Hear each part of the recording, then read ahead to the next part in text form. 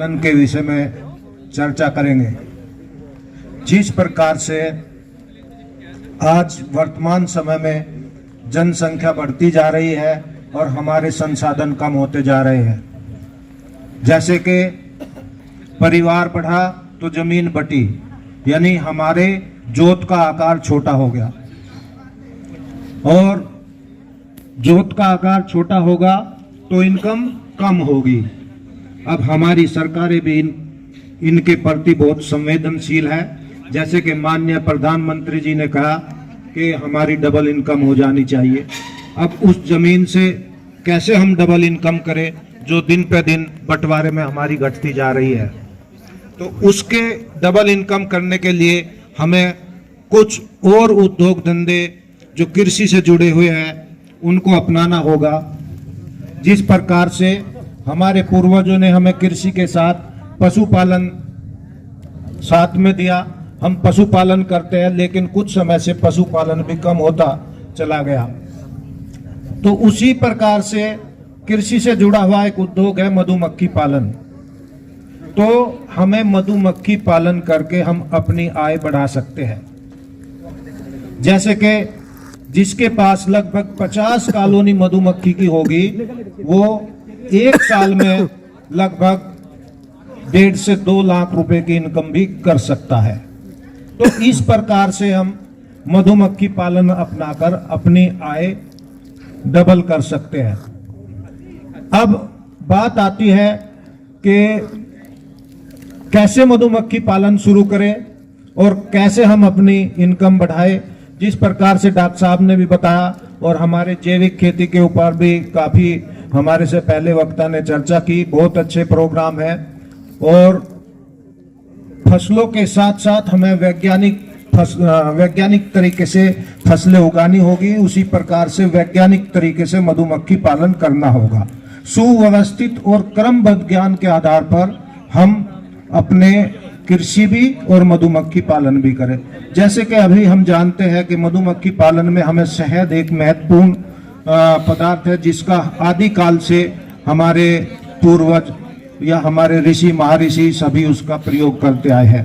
लेकिन अभी वैज्ञानिक तरीके से हम उनसे कई गुना लाभ ले सकते हैं। मधुमक्खी पालन से हम शहद ही नहीं अपितु पोलन यानी कि पराग, मोम तो हमारे सभी किसान भाई जानते हैं क्योंकि उसका यूज भी करते हैं शहद के साथ। लेकिन पोलन भी एक ऐसा पदार्थ है जिसमें प्रोटीन, विटामिन सब कुछ होता है, पूरा B12, B6, तो उसको भी हम उत्पादन करके अच्छे दामों पर बेच सकते हैं। इसके साथ साथ परपोलिस है, रॉयल जेली है, लगभग 40,000 रुपए किलो जाती है। अब बात आती है मधुमक्खी पालन से हम आय कैसे डबल करें, है ना। तो शहद पालन हम साइंटिफिक तरीके से करेंगे जब भी कर पाएंगे।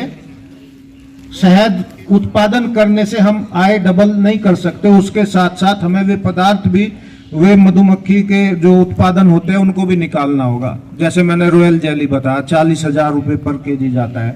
ऐसे ही अगर हमें सबसे महंगा पदार्थ मिल जाए, सबसे महंगा क्या होता है, सोना होता है ना। सोना, अगर सोने के भाव हमें कोई ऐसा पदार्थ मिल जाए जिसका हम उत्पादन करने लगे तो करेंगे नहीं करेंगे, है ना।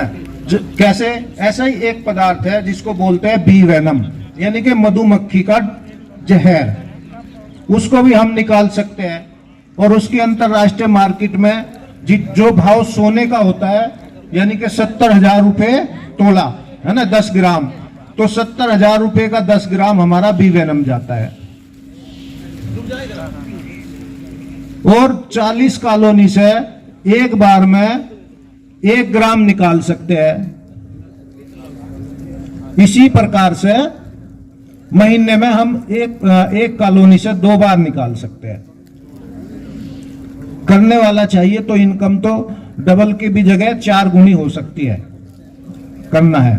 और मधुमक्खी पालन से हम जहां अपना ही भला नहीं करते बल्कि हम जो किसान भाई है उनका भी भला करते हैं। जहां हम मधुमक्खी पालन करते हैं उस क्षेत्र के लगभग 3 किलोमीटर के एरिया में जो किसान है, जो हमारे सब्जी उगाते हैं, तिलहन और दलहन उगाते हैं, उसमें पॉलिनेशन का काम मधुमक्खी करती है। यानी कि जो फसल आपने उगाई और अगर वहां मधुमक्खी है तो वो आपकी पॉलिनेशन के माध्यम से 30% फूलों में उत्पादन वृद्धि हो जाएगी। यानी कि जो फूल है वे परागण की क्रिया हुई तो जो फूलों से फल बनेगा, जो 30% फूल ऐसे थे पॉलिनेशन ना होने की वजह से वो फूल सूख जा रहे थे और फल उसमें नहीं बन रहा था। तो जहां मधुमक्खी पालन होगा वहां फसलों में उत्पादन वृद्धि भी होगी, क्योंकि पर परागण की क्रिया एक ऐसी क्रिया है जिसका लगभग 10% हवा के माध्यम से, 10% अन्य कीट पतंगों के माध्यम से और लगभग 80% जो कार्य होता है पॉलिनेशन का वो मधुमक्खी करती है। अगर मधुमक्खी को पृथ्वी से समाप्त कर दिया जाए तो अल्बर्ट आइंस्टीन ने कहा है, वैज्ञानिक ने कहा है, मैं नहीं कह रहा हूं, क्या कहा है, 4-5 साल मात्र में प्राणी मात्र खत्म हो जाएंगे। क्योंकि जब फसल नहीं होगी, पॉलिनेशन नहीं होगा, बीज नहीं बनेगा तो आगे फसल कैसे बढ़ेगी। तो महत्वपूर्ण है मधुमक्खी पालन किसान के लिए। और एक बार की बात है, मैं आपको बता भी दूं, नासिक में एक प्याज रिसर्च सेंटर है, NHRDF चित्तेगांव। हमारा एक प्रोग्राम था वहां मधुमक्खी पे, तो एक किसान आके मैंने 5 अपने बाग में अनार के पेड़ उगाए हैं। वहां पे अनार और अंगूर बहुत ज्यादा होता है कि फूल तो आया और उसके ऊपर फल नहीं बना। वहां पे पेस्टिसाइड का भी प्रयोग पूरा होता है। मैंने कहा आपने जो नेचुरल प्राकृतिक मधुमक्खी थी उसको मार दिया। जब मधुमक्खी मर गई तो पॉलिनेशन का काम कौन करेगा? वो एक मजदूर से आप नहीं करा सकते, क्योंकि एक कॉलोनी में लगभग 1 लाख वर्कर बीज होते हैं। 3 प्रकार की मधुमक्खी होती है, रानी मधुमक्खी, नर मधुमक्खी और वर्कर मधुमक्खी। लगभग 1 लाख वर्कर मधुमक्खी होती है और एक मधुमक्खी एक दिन में 3000 फूलों को पॉलिनेट करने का काम करती है।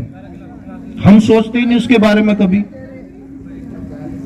करते क्या है, अगर एक कॉलोनी वहां पे है तो उसने कितने फूल पॉलिनेट कर दिए? लगभग 3 करोड़ फूल पर डे पॉलिनेट कर दिया। और यही कार्य आप किसी मजदूर से कराने लगे तो नहीं कर पाएंगे ना। मैंने उन्हें सलाह दी, आप 5 कॉलोनी लेकर आए और अपने बाग में रखे, तब आप बताना। तो नेक्स्ट ईयर जैसे फ्लावरिंग शुरू हुई तो उन्होंने कहीं से किराए पे कॉलोनी ली और अपने बाग में रखी। 100% फूल पॉलिनेट हुआ और अच्छा फल आया। तब उस किसान का फोन आया कि हमने अच्छी फसल उगाई है। तो मेरा कहने का तात्पर्य है, जहां मधुमक्खी है वहां 30% फसलों में उत्पादन वृद्धि तो वैसे ही हो जाती है। तो जहां हमने मधुमक्खी पालक ने अपने लिए उत्पादन किया, वहीं जो और किसान है उनकी भी भलाई का काम है उसने किया। जो किसान नहीं है उनके लिए भी किया, क्योंकि मधुमक्खी से ही फसलों का उत्पादन होता है। जिस प्रकार हमारे से पहले वक्ता बता रहे थे केंचुआ, हमने क्या किया, जो हमारे मित्र कीट है हमने उनको मारना शुरू कर दिया और जब वे मरते चले गए तो हमारी फसलों में उत्पादकता कम होती चली गई। पेस्टिसाइड इनकी जरूरत पड़ने लगी। आपकी जानकारी के लिए बता दूं, जहां मधुमक्खी पालन होता है वहां अगर मस्टर्ड की खेती है तो चेपा रोग एक होता है डॉक्टर साहब। अगर मधुमक्खी पालन हो रहा है तो चेपा रोग नहीं आता। तो ऐसी कई बीमारियां तो उनसे ऐसी दूर हो जाती है। तो मेरा कहने का तात्पर्य ये है कि फसलों के साथ साथ आप अन्य उद्योग भी लगाए कृषि से जुड़े हुए, जैसे मधुमक्खी पालन हो गया, पशुपालन हो गया, और भी बहुत ज्यादा जैविक खेती आप अपनाएं। तो अगर मधुमक्खी पालन के लिए इसमें आपको कोई जो और जानकारी चाहिएगी तो डॉक्टर साहब है कि कृषि विज्ञान केंद्र पे भी हम एक प्रशिक्षण कार्यक्रम कर सकते हैं और उसमें हम निःशुल्क प्रशिक्षण देने का काम हम कर सकते हैं। इन्हीं शब्दों के साथ धन्यवाद, नमस्कार।